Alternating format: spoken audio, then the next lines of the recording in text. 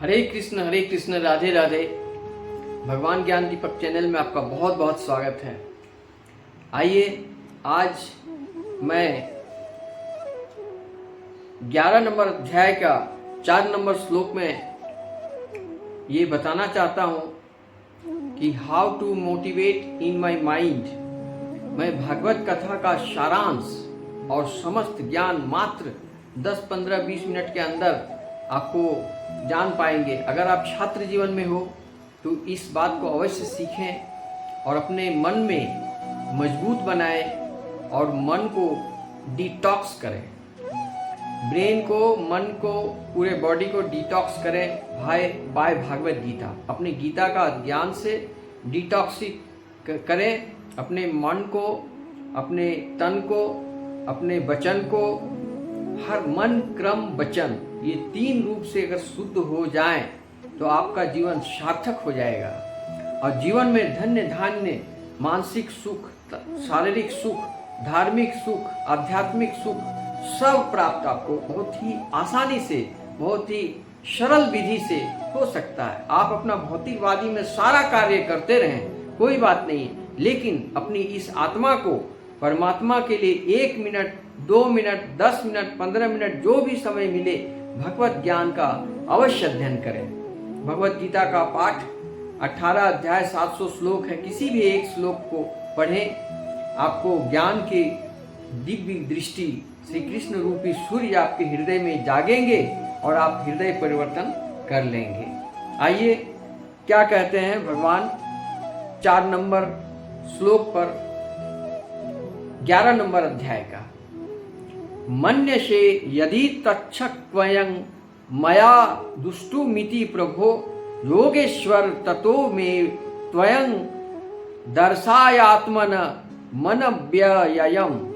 हे प्रभु, हे योगेश्वर, यदि आप सोचते हैं कि मैं आपके विश्व रूप को देखने में समर्थ हो सकता हूं तो कृपा करके मुझे अपना असीम विश्व रूप दिखलाइए।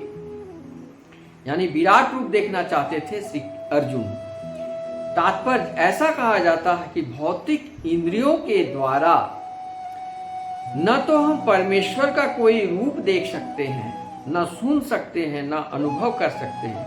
यदि कोई प्रारंभ से भगवान की दिव्य प्रेमा भक्ति में लगा रहे तो वह भगवान का साक्षात्कार करने में समर्थ हो जाता है। प्रत्येक जीव आध्यात्मिक स्फुरलिंग मात्र है, अतः परमेश्वर को जान पाना या देख पाना संभव नहीं है। भक्त रूप में अर्जुन को अपनी चिंतन शक्ति पर भरोसा नहीं है। वह जीवात्मा होने के कारण अपनी सीमाओं को और कृष्ण की अकल्पनीय स्थिति को स्वीकार करता है। अर्जुन समझ चुका था कि एक क्षुद्र जीव के लिए असीम अनंत को समझ पाना संभव नहीं है। यदि अनंत स्वयं प्रकट हो जाए तो अनंत की कृपा से ही उसकी प्रकृति को समझा जा सकता है। यहाँ पर योगेश्वर शब्द भी अत्यंत सार्थक है, क्योंकि भगवान के पास अत्यंत शक्ति है।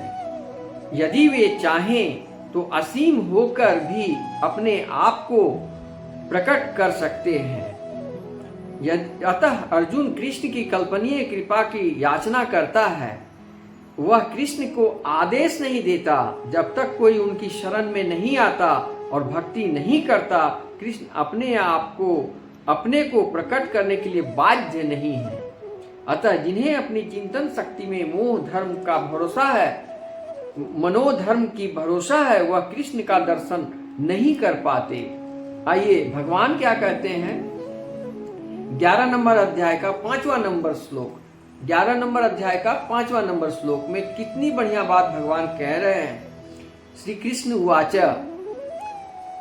पार्श्व में पार्थ रूपाणि शतो अशतः सहस्रशः नाना विधानी दिव्यानि नाना वर्णाकृति नीति च। अर्थात भगवान ने कहा, हे अर्जुन, हे पार्थ, अब तुम मेरे ऐश्वर्य को सैकड़ों हजारों प्रकार के दैवी तथा विविध रंगों वाले रूप को देखो। और उन्होंने अपना अपना विराट रूप उनको दर्शन दे रहे हैं। अर्जुन कृष्ण के विश्व रूप का दर्शनाभिलाषी था, जो दिव्य होकर दिव्य जगत के लाभार्थ प्रकट होता है। फलतः वह प्रकृति के अस्थायी काल तक प्रभावित है। जिस प्रकार माया प्रकट अप्रकट, इसी तरह कृष्ण का यहाँ विश्व रूप भी प्रकट तथा अप्रकट होता रहता है। यह कृष्ण के अन्य रूपों की भांति वैकुंठ में नित्य नहीं रहता। जहाँ तक भक्त की बात है, वहाँ विश्व रूप देखने के लिए तनिक भी इच्छुक नहीं रहता, क्योंकि अर्जुन कृष्ण को इस रूप में देखना चाहता था। अतः वे इस रूप प्रकट करते ही सामान्य व्यक्ति इस रूप को नहीं देख सकता। श्री कृष्ण द्वारा शक्ति प्रदान किए जाने पर ही इसके दर्शन हो सकते हैं।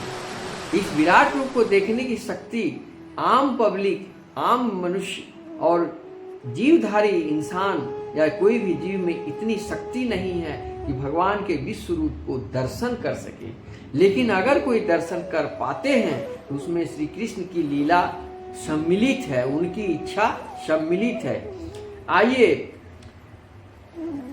11 नंबर अध्याय का 6 नंबर श्लोक में भगवान क्या कहते हैं। पश्य दित्यान्व सुंदर रुद्राणी स्त्रीनो मरुतस्थथा बहुन्न दुष्ट कुर्वाणी पश्याश्चर्याणि भारत।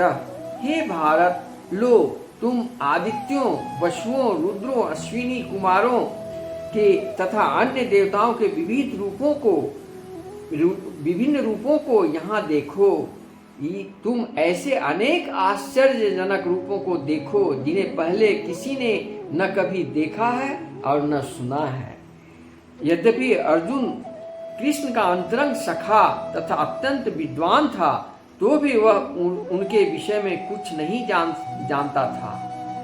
यहाँ पर कहा गया है कि इन समस्त रूपों को न तो मनुष्यों ने इसके पूर्व देखा है न सुना है। अब कृष्ण इन आश्चर्य रूपों को प्रकट कर रहे हैं।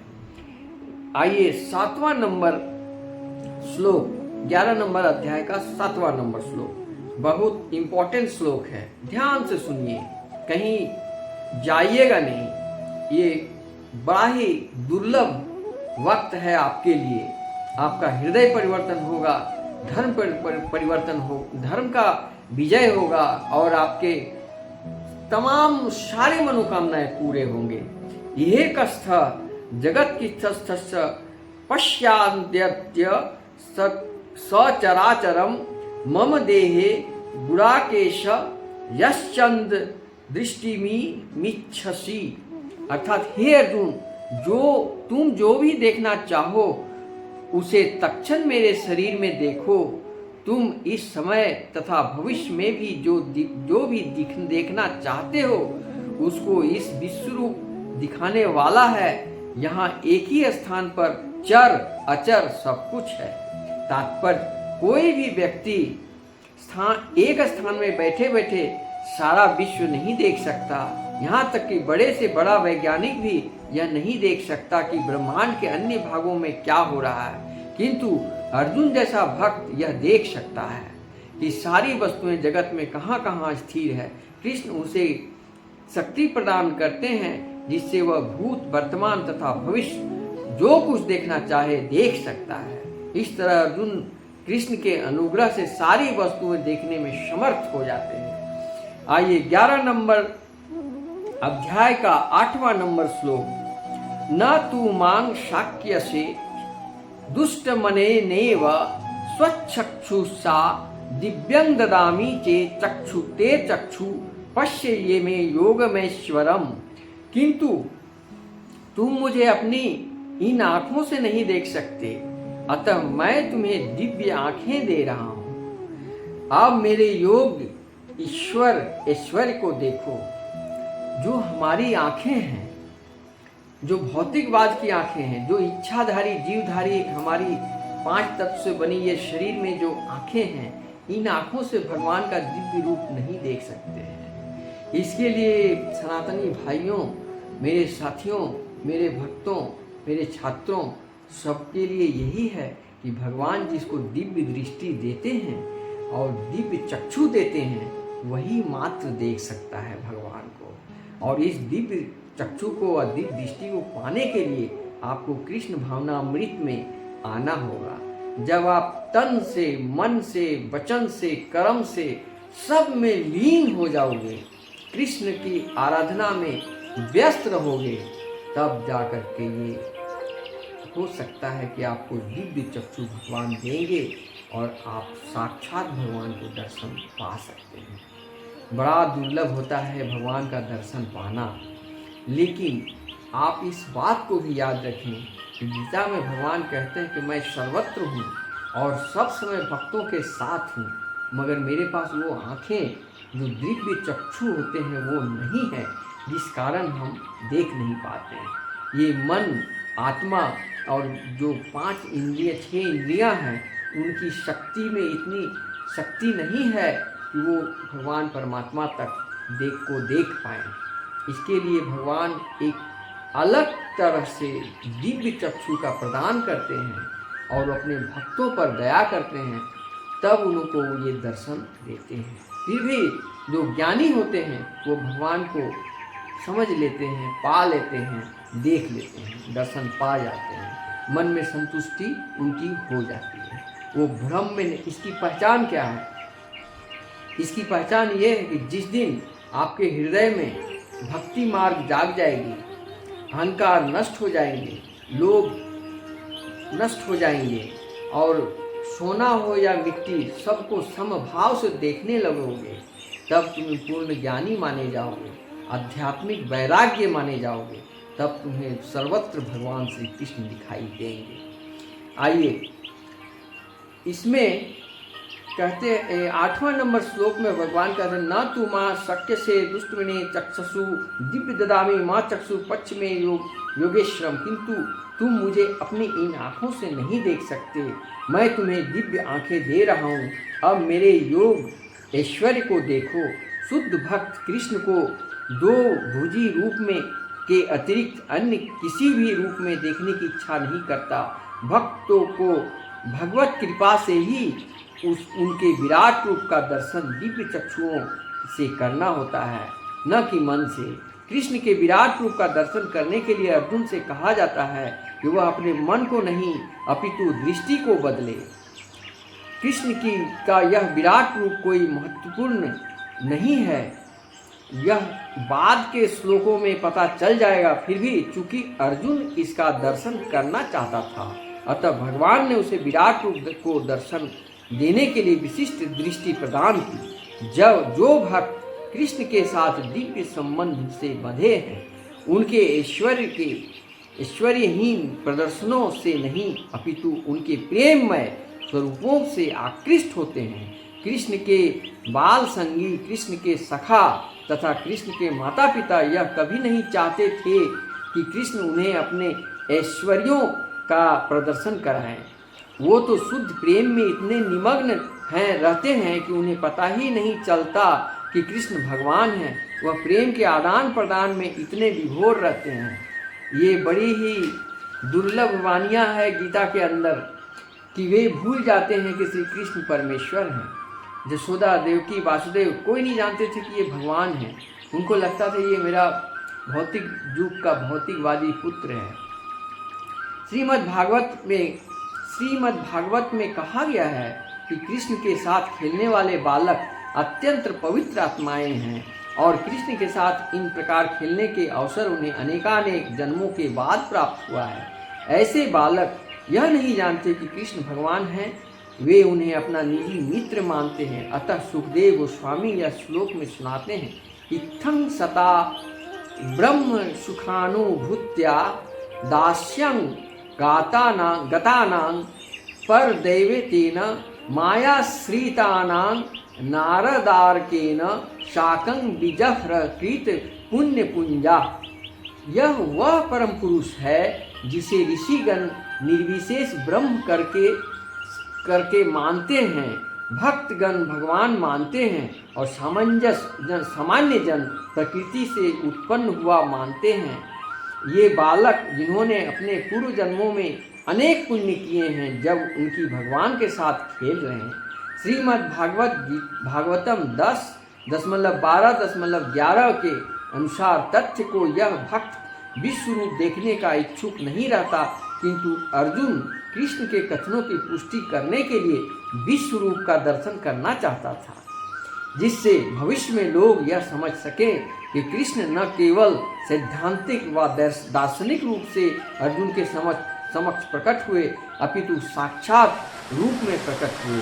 अर्जुन को इसकी पुष्टि करनी थी, क्योंकि अर्जुन से ही परंपरा पद्धति प्रारंभ होती है। जो लोग वास्तव में भगवान को समझना चाहते हैं, वो अर्जुन के पद चिन्हों के अनुसरण करना चाहते हैं।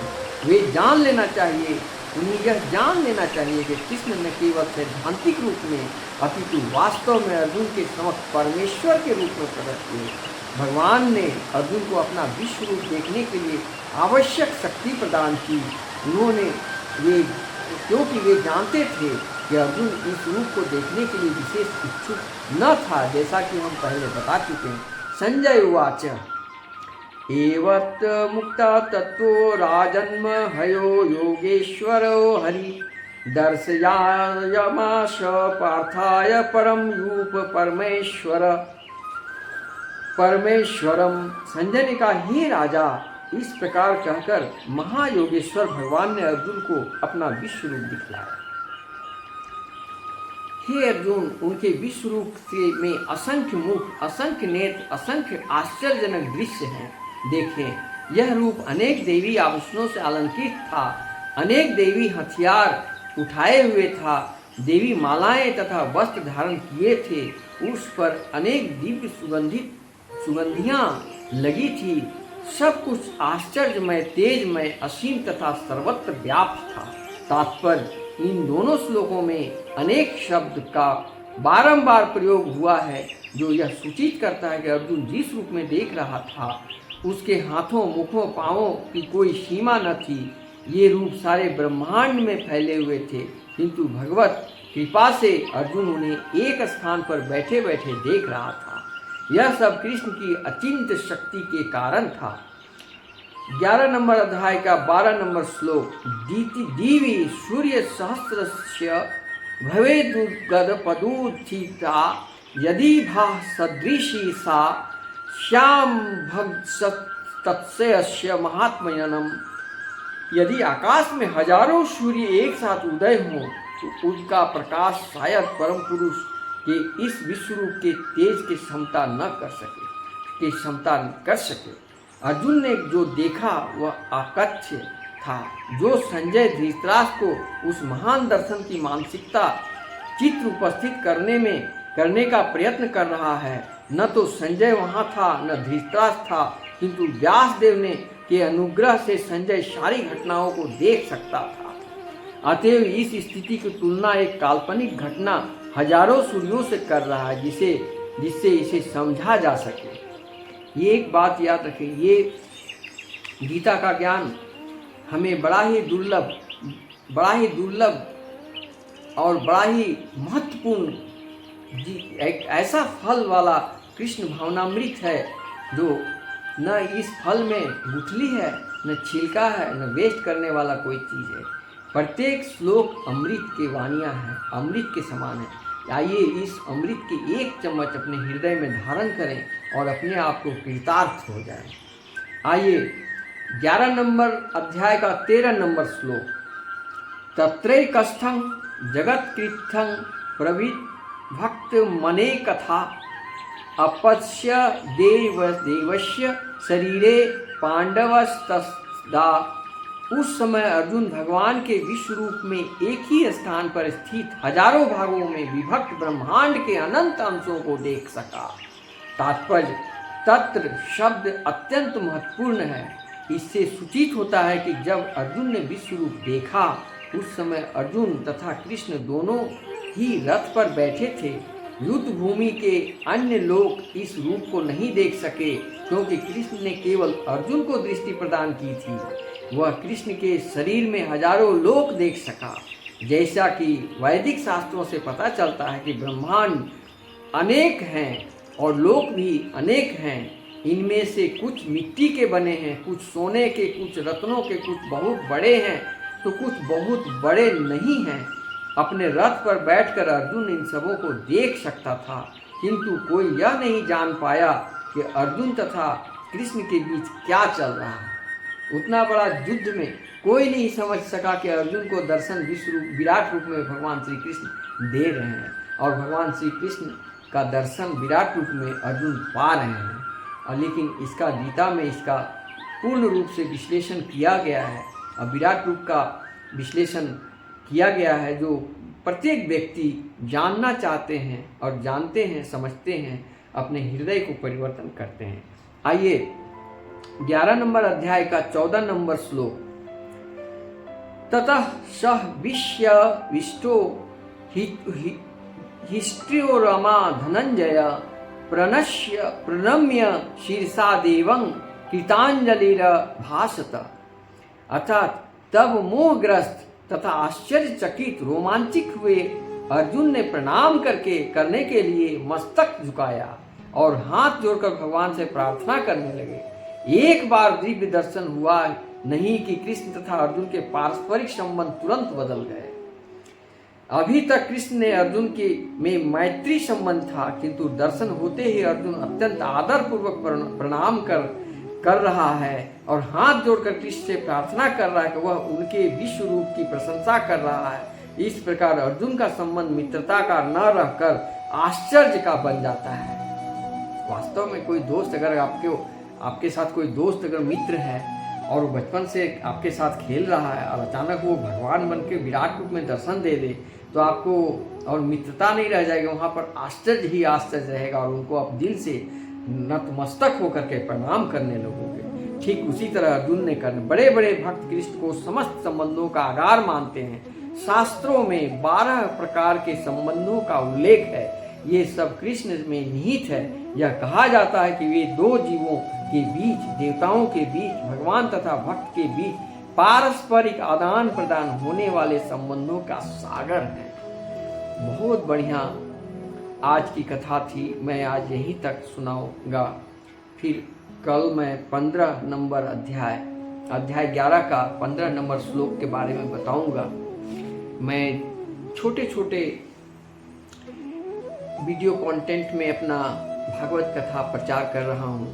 मैं भी सर्विस से रिटायर करने के बाद मुक्त हुआ और हम अपने समय के सदुपयोग करते हुए, दुनिया का सबसे दुर्लभ चीज़ क्या होता है, वो है समय। ये समय नहीं मिलेगा, ये वक्त नहीं मिलेगा। समय का पंछी उड़ता चला जा रहा है।